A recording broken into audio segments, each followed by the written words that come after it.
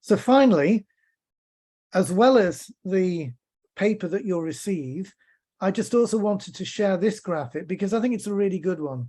Apart from the American spelling of centered, but you can't have everything in life.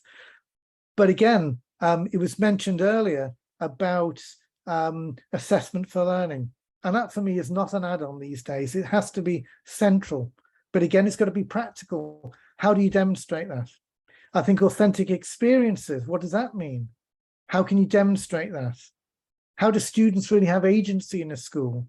And what are the main flexible structures that allow people to make a difference? So on this diagram, I like it because there's this central square with 4 main aspects. And then you will see around the outside in similar colors, the main indicators for each of those. So again, it might be useful for you to have something like that as a tool to be able to kickstart your own thinking, to be ready for interviews, and also for it to dovetail with the research that you've been undertaking and what you've been finding out with Derby. The final aspect is that I believe ultimately we don't give teachers enough training and enough practice in how to conduct interviews. And I don't mean about answering standard questions. I mean about being able to tell your story. So again, in the future, we could easily cover more areas like that. Okay, thank you.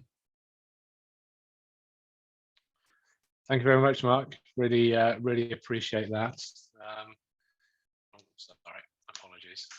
Yeah, I've just managed to come downstairs because my daughter stopped shouting. So, yes. Anyway, thank you for that. That's really, really helpful, and it is actually something that we are looking to develop actually within the University of Derby as well. Is to actually do some professional development programs either within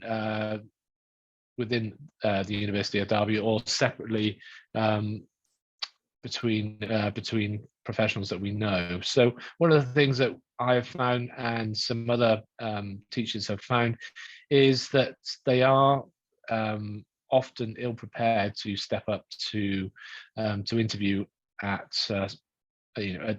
full international schools and in schools outside of China. So that's one thing that Mark and I will definitely be looking to run some professional development, maybe run some courses that could help prepare teachers to ask those questions and also provide well qualified answers to questions that maybe you haven't been asked previously if you're working in a particular context.